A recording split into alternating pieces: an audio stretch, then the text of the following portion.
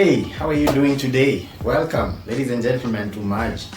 And I'm Benjamin Zatha, and this is the place where we talk about, identity, relationships, and money. And we are using money as a placeholder, and a measure of value. It could mean anything. It could mean wealth, could mean riches. But I want to continue the conversation concerning identity, and particularly the aspect of having a wealth mindset and an abundant mindset, and how that allows you to be the conduit of the flow of what is in heaven towards earth, because that's what our Father seeks, that we colonize the earth with the ideals of heaven. So we said last time in part 1 of this video, which you should check out. I think we'll put the link on the description down below. But what we said is that we are, as regards to our mind, as far as our minds go, we are constrained by the social class that we find ourselves being socialized in, like how we are brought up. The class that our father's house gives us, or how you were brought up, is what predominantly shapes your mind view and gives you a certain mindset. So when we talked about that, and how we are predisposed to belong to a certain socio-economic or even political class, just purely by where we find ourselves born. It's not a genetic thing. It's just a construct of the circumstance and environment. It's a nature thing. It's not a nature thing. So today I want to look at the framework of poverty and wealth, and we are still looking at the aspect of mind. And I'll be borrowing a lot from a very interesting read I had. And in that read, I found a chart by this guy called Dr. Ruby Payne, and he highlights the three classes: the wealthy, and then the middle class, and the poor, and how they think, or how they see, and their perspective on different things that affect humanity. There are very many things in our existence and around us. There are things, there are possessions, there's money, there's personality, social emphasis, there's food, there's clothing, there's education, there's relationships, all that, how we see and how the class, the socio-economic class that we belong to, determines, or rather forges, our mindset and our approach, our philosophy of life towards those things. So in his book, Dr. Payne illustrates the different ways in which the different classes see a number of things, and I'm just going to be picking them at a random. And this is why it's very important, because we want to develop a kingdom mindset concerning these things. And the kingdom mindset can only be developed if you live how you've been socialized in community. That is especially if you are not socialized according to the Christian worldview, according to the mind of Christ. You are not brought up according to the ways of the Lord. So if you are not brought up according to the ways of the Lord, then you have to come from your father's house and from your kindred. You have to come from that disposition and that influence, and what the cosmos is projecting on you, what the community you are raised in is projecting on you, into what Jesus is saying concerning certain things. Now, that does not mean, for instance, when we are looking at how a wealthy person looks at a certain thing, that is the ultimate way in which the kingdom wants you to look at things. This illustration is purely based on the social construct. It's based on what is drawn in from the natural, what is observable in general human behavior.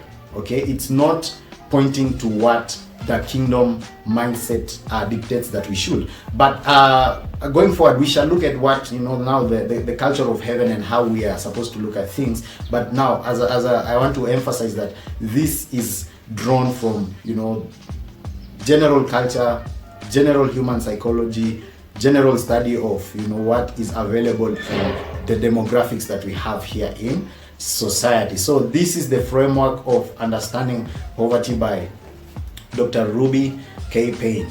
Okay, so we have the three classes. We have poverty, we have we have middle class, and we have the wealthy. So when it comes to, money, a poor person, or rather person with a poverty mindset, thinks that money is fundamentally and ultimately to be used and spent. That is how they see money. In the middle class, they feel that money is to be managed. So for the poor person, because they think that money is just for spending, they have no, structure to try and, approach money or handle money in a particular way that is proficient, that is unsubsistence. For them, money is for subsistence. And you see, these are the people who are in the wage class, people who receive wages, and probably a lot of people who receive a certain class of salaries. They see money as something to be spent. So immediately they have it, they spend it. Immediately they earn it, it is for subsistence, it is for sustaining you today, and doesn't have to be stewarded in any particular way as long as it is meeting your immediate needs. For the middle class, they think that money is to be managed. Money is to be managed. So that means that they will try to put in tools around their money, around their income, around their salaries. And people argue there is a difference between income and salary, but that is neither here or there. But they try to put tools around that. So you will find them, they have a bank account, they have a savings plan, they have a budget, they probably have insurance, they have insurance for various reasons, and they have access to loan facilities, so they are managing their money, they are handling their money towards a certain objective. Now, for the wealthy, they feel that money is to be conserved and invested. So they look for opportunities where money can be invested. And in their investment, they are thinking long term. They are thinking generationally and transgenerationally. And they are looking at diversifying their portfolio, because if the money is to be conserved, then it means that you have to put it where there is, of course, you're investing it, so there has to be high risk in return, but you're also not putting all your eggs in one basket. So they will go into various fields of investment and trying to conserve money. Okay, so the other thing is social emphasis. For people with a poverty mindset, they look at social emphasis and socialization, and they just include people that they like in their circles. It's just people they like. If they don't like you, they kick you away. If you stand for something that is to them is not according to their liking, it doesn't matter whether it's true. If they don't like you and they don't like it, then you're out of their circle. So their circles are emphasized by what they like and people they like. People in the middle class emphasize on self-governance and self-sufficiency. So they try to look at themselves as independent, having it and being able to master their own lives outside what society gives. Okay, for the wealthy, they emphasize on social exclusion. They emphasize on social exclusion because a lot of people want to include them into their circle. A lot of people want them to belong to their circle, but for the wealthy person, they don't they don't warm up to belonging to very many circles. That means then they will belong to exclusive clubs. They will belong to a certain golfing club or a Rotary club or something that has a cause that is exclusive and is not accessible to the general population. Maybe most of you here in Kenya know about the boys club, about the different Rotary clubs that are there, about prestigious golf clubs, and communities like that there is a high price to pay for you to belong. It's because the people in there have a wealthy mindset, so they want to keep their circles very tight. And it's not because they don't like people, but they want it to be untainted and exclusive, which is opposite to a person with a poverty mentality. They will just put you away just because they don't like you. They don't have any other reason. It's just feeling based. Okay. Now, the other thing which I feel is very, very important. Remember, we've looked at money, which is as a resource. We've looked at social emphasis, which I also feel that humanity in a way is a resource. That's why we have human resource in companies and in the corporate world. And also I think in the body of Christ, people are a resource, and the kingdom is all about people. So the other thing that I also feel is kind of a resource is time. Okay, so a person with a poverty mindset will look at the present as the most important, and that's why, going back to the issue of money, they see their money is something to be spent because they're thinking about now. They're thinking about survival for the present. They're thinking about subsistence. It's earning for today. It's making a living on a daily basis. So for them, time, the present is much more important. Today is much more important than the future, than what happens ultimately. So they don't factor in, the future so much. They just think about the moment that they are in. And whatever decision they make is tied to that kind of a mindset. So the implication of their decision doesn't, it is not based on consequence. They don't think about the consequence, because right now and the immediate gratification is what is of ultimate importance. Okay, for the middle class person, the person that has that middle class mentality or mindset feels that future is most important. Future is most important. All right, so they tend to make decisions that will affect the future. They are very consequentialist in their thinking. They will try to invest and try to pull things together to secure their future. That's why mortgages appeal so much to people in the middle class. Whenever we are talking about settling and buying a house and certain kinds of investment, they appeal so much to the people in the middle class, because they look at the present as very temporary, and they want to make decisions that will affect their future, which is a good thing, if you may ask me, because it brings in the aspect of legacy and making decisions that are transgenerational, and you're looking at consequences. So you're not just making decisions for the now and for yourself. I think it's also an unselfish way of looking at things, because if you have to think about the future, then you have to include the people that are in that future, whether they are your children, they are your relatives, or people in the company you're working with, or in the business that you're founded, or in the ministry that you are looking at. So that kind of a person, I feel it's a safe place to be. I am not saying it's the ultimate best. And the other thing is the people with the wealth mindset think about tradition and history. They think about tradition and history, and it's interesting now, because I've met people, I've been privileged to meet some very wealthy people, and for them it's about tradition. It's about tradition. When they think about time, it's about tradition. There is a very respectable elderly man that I know, and for him, he can't be outside his home after 7. Like, he has to get home before 7. For him, it's tradition. It's tradition. That's how it is. Regardless of where he is or who he's with, he has to plan his time in a way that by 7 evening, he is at home. For him, that is tradition. Okay, they go to certain places, they do certain things at particular times, because to them it's about tradition. It's been there in the history. That's how they've been brought up. That's how his fathers and his fathers' fathers have always handled time. Okay, so if it's dinner, there's a particular time they have dinner. There's a particular time they have breakfast. There are particular events that they have to do in a year. Okay, probably Thanksgiving, or they have to go visit something or do something together as a family, because for them it's tradition and it has been there historically. So it affects how he handles his time. It affects how he sees time as a resource. Okay, now the other thing that is very, very important, I think, in the present is the aspect of education. Education is very, very important, and I feel people in our generation should think a bit more, deeply concerning education and how we are going to educate people that are looking up to us and the generations to come. Our children, for those that are married, for those that have children that are young, we have to think about those things. How are we going to educate our children?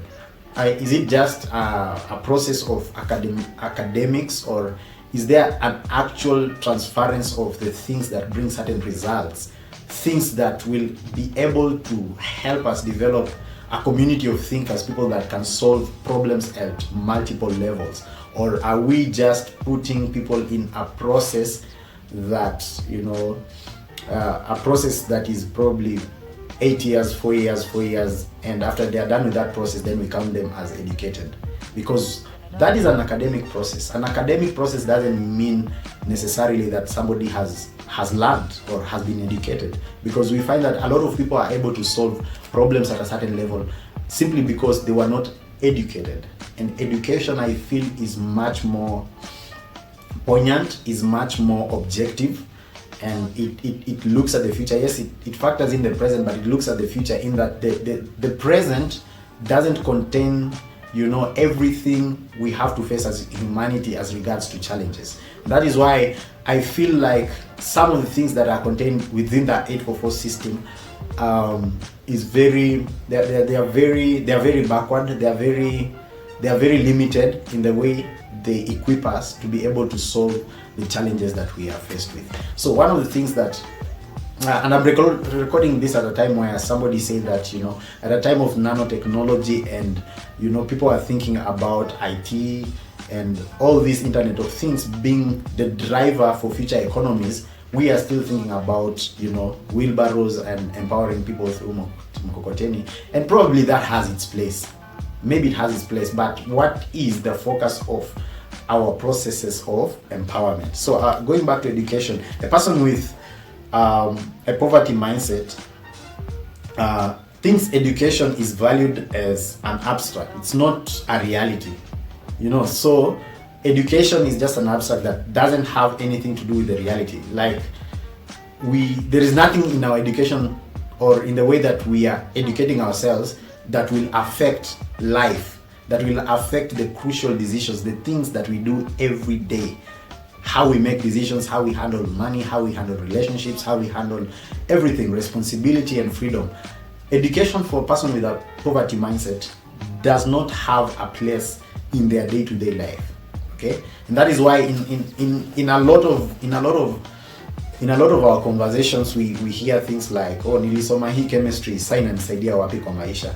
Why? Because at the very original point of you starting the education process, you and I starting the education process, we were not told, and it has not been modeled to us that this person did this, or rather they were educated in this way, and this is how it affected their thinking.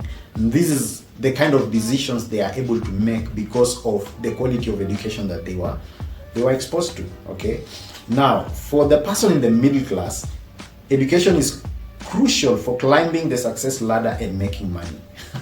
So it's just a means to an end, right? And that's why we find a lot of people in the middle class, they go back to school, get that extra degree so that I'll be promoted, get that extra paper, do that course, do this so that I can earn more, I can have a better job.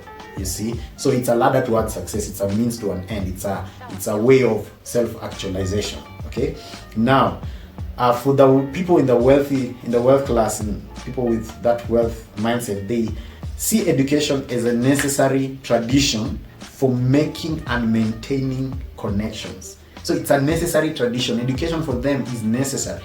Then it helps them to do what? To make and maintain certain connections. Maybe to put them in a certain social class, or to allow them to connect to certain people, to people of a certain way of thinking, a certain pedigree. And that is why a person with a wealth mindset is very objective in the kind of school that they will take their children. Not because that school performs so well. Maybe that school is not even factored in, the way schools are ranked. Probably, let me use my own context here in Kenya. We take our children to the best schools, and the best being the national school that, or rather the school that performed best. So you'll find a child in Narok will travel all the way to Nyahururu. Why? Because there is a school in Nyahururu that produced the best candidate in KCPE. So that child will be subjected to boarding school, and they'll have to study there because the parent thinks that they will turn out to be the best person. Not necessarily because after having that education they will be a better person, but because after having that education they will be able to get a better job and they will attract a good pay. Okay, so we all strive to get into national schools, but the people with a wealth mindset do not look at it that way. They look at it as the school that I'm taking my child to, who goes there? What kind of connections will my child have from that place? And what kind of mannerisms, what kind of education, what kind of connection to reality will my child have after going into that school or after uptaking this kind of education system? Because some of them don't even take their children to school. The children are homeschooled, and then they are exposed to certain clubs and play groups so that they can be able to socialize. So when this person is thinking, they're thinking, maybe what we might call prestigious schools, the schools for the affluent, and it's because of the quality of what is given there. It is because of the kind of people the child will be exposed there, the kind of thinking, the kind of mannerisms, and how the child will ultimately carry out themselves. So I think this is a conversation that we should take seriously, especially as churches, because there is the front that was maybe copy-pasted from Catholicism and their concept of kingdom, that a church has to have a school and a hospital and probably a shopping center and all that. And there was no emphasis on what actually would be the content of the ideology of that education process. And I'm so happy to see that in other countries, and maybe even around here, maybe I just don't know it, but mostly in other countries I see that when churches come up and they put up structures for education, they don't just take in the curriculum that is offered out there. Maybe if it's an 844 system or a British system or whatever system it is, they don't just copy it word for word. They try and bring in a kingdom mindset. And I've seen a lot of this from people like Rick Joyner, Bill Johnson from Bethel Church. They kind of have a model of education that is very objective, that trains the child in a very, very particular way, that is poignant, that is borrowed from a revelation of who the child is and the purpose to which they have come into the world. And for me that is very refreshing, and that is very inspiring. And it tells me that it is very, very important if we are to create a certain a certain community, a people that carry a certain way of looking at things, a certain perspective and a certain mindset. Because at the end of the day, when we talk about church and socialization and discipleship, we realize that church has a very, very small impact on our children, in the sense that the average Sunday school teacher spends a maximum of 3 hours. If it's a sketch, a maximum of 3 hours with our children, and that is very little when it comes to the Christianization of our minds, of our children's minds. Majority of the children spend maximum of their time with teachers, a maximum of their time with gadgets and whatever is being fed to them from media.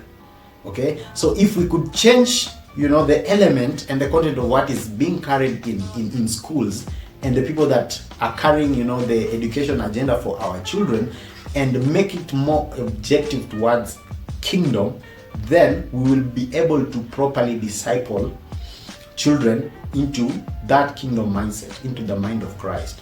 Let me tell you something. Majority of the churches which have a school program within the process of their church, so that the washirikas, the congregants can bring their children, or people around the community can bring their children, they're still borrowed whatever is of the world as their education blueprint.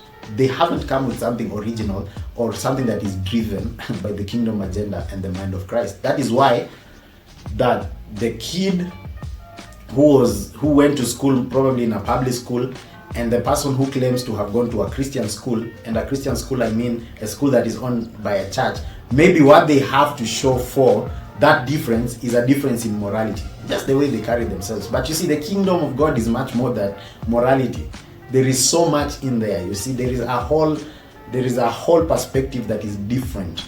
And you know, morality can be achieved anyhow. It can be achieved. We have people who don't even believe in God, but they have a moral life. You know, they even beat some of us who claim to be Christians. So I think that is something that we should really think objectively. Now, the other thing is that how a person with a poverty mindset or a middle class mindset or a wealth mindset sees language. Language, how do you see language? This will tell you whether you have a poverty mindset or a middle class mindset or a wealth mindset. So for a person in the poverty class, they see language as a basis of survival.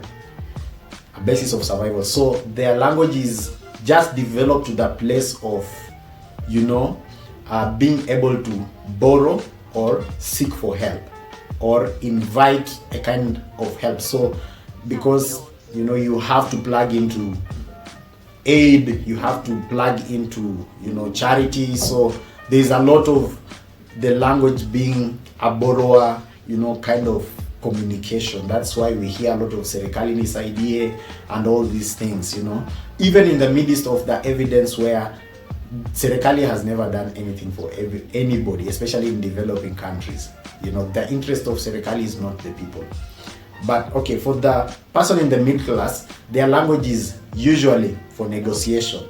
So they want a better deal, a better salary, they want a bargain. So it's for negotiation, it's for climbing up the ladder. Okay? For a person with a wealth mindset, their language is for networking. It's for forming relationships. So they are very particular and objective in what they say, in how they talk, in how they present themselves. And when I'm talking about language, it's not only what you're saying with your mouth, it's how you're carrying out yourself, is your body language, how you're communicating with people. So a poverty mindset person has a body language that is, you know, kind of postured for survival. Okay? And the whole construct of his communication is just postured for survival. Whereas a person with a wealth mindset has postured himself for networking. So they have mannerisms, they have, you know, particular way they will shake your hand, particular way they will entertain you, particular way they will, you know, they will carry out themselves around the people that they are in. And that's why you find that their social emphasis is very exclusive, because not everybody will understand whatever it is that they are saying, or whatever it is that they are doing, or why they are doing certain things and the things that they are doing, right? So it is very interesting to see that. So the family structure, this is another very interesting thing, the family structure. So the family structure for people with, you know, that poverty disposition is predominantly matriarchal. And I say this with all due respect, because I also feel it is that agenda for the New World Order, where most societies, many communities have been made to become matriarchal communities. Not because there is anything wrong with matriarchy, but because I feel the order of God is to have kind of a patriarchal community with God at the top. Like God at the top and man, the male man as the leader and the driver towards destiny. Okay? And then we have the mother being an equal to the man but submitted, then plugging into their course for destiny and the direction that they are going to. The middle class person, their thing is it's patriarchal. So there has to be a father figure. There has to be a father figure somewhere in the equation. So even if there is a single mother, they will try as much as possible to bring in a person who is a father figure even to their children. And the other thing is the people with the wealth mindset is whoever has the money. Whoever has the money is the leader of that, you know, kind of family structure, and it could apply for the nuclear for the nuclear family, and even for what, for the extended family, right? So the other element here is the worldview. The worldview for the person in the poverty mindset is local. It's localized. Okay, so you might have possessions, you might have things, you might have lands, but as long as your worldview is localized, you're just thinking around, a very small tethered point, then it means that you might be having a poverty mindset. The other thing, for the other class, for the middle class, is national. They have a broader perspective, but it's national, which I think is local, yeah. But it's national. At least it factors in a bigger agenda. If you're from probably Africa, then it means you don't have an ethnocentric bias. You don't see your community as being the ultimate, so you factor in other communities, people from other demographics and walks of life in the way you see the world. For a person with a wealth mindset, their view is international.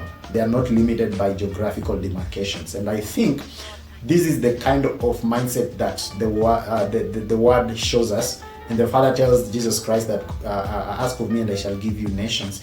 But when I'm thinking about nations, how I think about nations is that nations is not what is exclusive to geographical demarcation. Like we have, like I had somebody say something that was very, very profound. And one of the things they were saying is that Kenya has two nations. Because now we were speaking in a Christian forum, so I know what there's a bias to that. He was saying Kenya has two nations. There's the nation that is geographically demarcated, but there is another nation that is the Christian nation in Kenya, like the Kenyan Christian nation. So from that, which I also agree to, and I like to use the analogy of Rastafarians. Rastafarians are not, confined to Jamaica or Ethiopia. They are a whole movement. They are a whole movement with their own language, their own music, their own dress code, their own mannerisms of eating and kind of social structure, but they are not confined to one place. You see, any group of people that has their own language, their own way of doing things, kind of concept of religion and all that, things that make up a nation, their own philosophy of how communities should be run or should be handled, they can be classified as a nation. So those people are not confined to a particular country, so to speak, but they are nation, but they traverse the whole world. You find Rastafarians anywhere. Same for Christians, they traverse the whole world. Yet they are a whole complete, community that can be classified as a nation. So the other thing is, what is the driving force for the people in the poverty mindset? The driving force is survival and entertainment. Survival and entertainment. Things that will just get you by, okay? For the middle class, their driving force is work and achievement. Where do you work? What do you do? What have you achieved? What are your goals for the next 5 years? Okay? For the people in the wealth class, their drivers are financial, so it has to do with wealth, political, that is power, and social connection, right? That is wealth, power, and social connection. So who do you know? And who are your friends, kind of, what do you stand for? Which clubs do you belong to? Which community do you belong to? Which church do you go to? Which school are your children going to? Those are all social connections. If we may look at it, and then they have, driving force for, they have political ambitions. They have, that struggle for power. They want to be in control, and for various reasons, which one of them includes having security in community and in society. They want to have security for their wealth, security for their families, for security for their interests in whatever it is that they are doing. So they will tend to be very, very political, and of course there's that driver for wealth. Okay, now when it comes to the issue of destiny, and maybe I'll close with this, when it comes to the issue of destiny, maybe I should add a few more. Yeah, I'll add a few more. I'm seeing some very interesting things. Maybe let me put destiny as the last. But when it comes to personality for them, developing a personality, it's purely for entertainment, and sense of humor is highly valued, because their driver is entertainment. Okay, for them that are in the middle class, personality is for acquisition and stability. Okay, achievement is highly valued. So you construct your personality, or you relate to people based on their personality, because you want to acquire something, you want to be stable, or you want to achieve certain things. Okay, now for the people in the wealth class or in the wealth mindset, theirs is for connection, whether it's financial, political, and social. And if you have those connections, then you're highly valued. Okay, so they'll try to protect that kind of a personality. They'll try to portray themselves as such. Right now, the other very interesting thing is food. Well, how do you think about food? How do you think about food? For a person that is, has a poverty mentality, quantity is most important. Why? Because they are subsistence. They are thinking about the moment. They think about what is going to make them survive. So the more the better. The more the better. Okay. For people in the middle class, quality is most important. Yeah, quality is most important. So they'll shop for certain foodstuffs. They'll go to certain restaurants. They'll look for quality, for whether it's the food is going bad, has it been prepared and manufactured. So they put more thought to what they are thinking, what they are eating. For people in the wealth class, they have already factored in the issue of quality. So the next thing that they are thinking about is presentation. How is the food being presented? So it could be even bad food, but how it's presented matters. And if it's presented properly, then for them probably translates as good food, right? So yeah, that's very key. And you can think about those places that you've probably gone and taken a half a cup of coffee and it was very expensive and you wondered why. Okay, so it tells you what kind of mindset you have. The other thing is clothing. Maybe this is the second last, clothing. For the person with the poverty mindset, it's for individual style and expression of personality. It's for individual style and expression of personality. For people in the middle class, it's quality and what is accepted by your peers. So we tend to go for the labels, Nike. You go for Nike, you go for, Polo, you go for Lacoste, you go for all those labels that, are the in thing and they are accepted by peers. So if the people that are around you are so much into Lacoste, that is what you wear.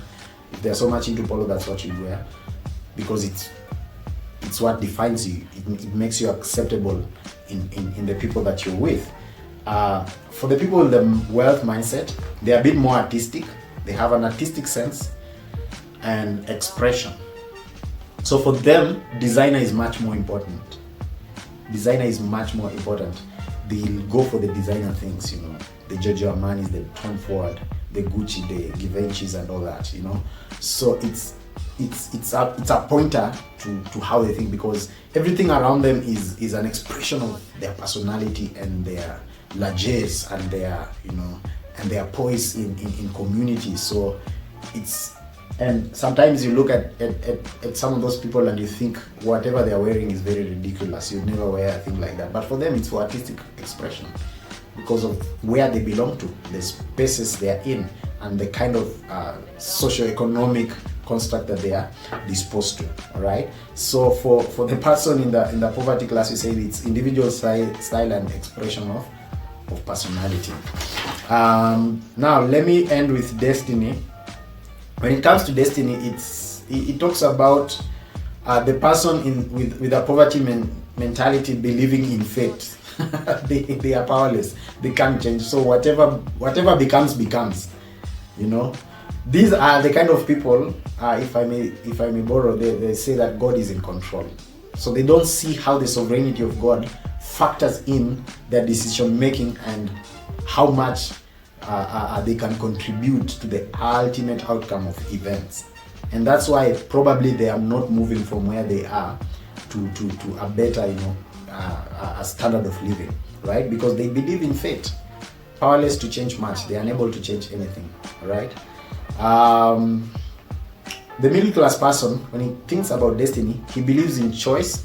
He believes he has power to change the future with good decisions. So they factor in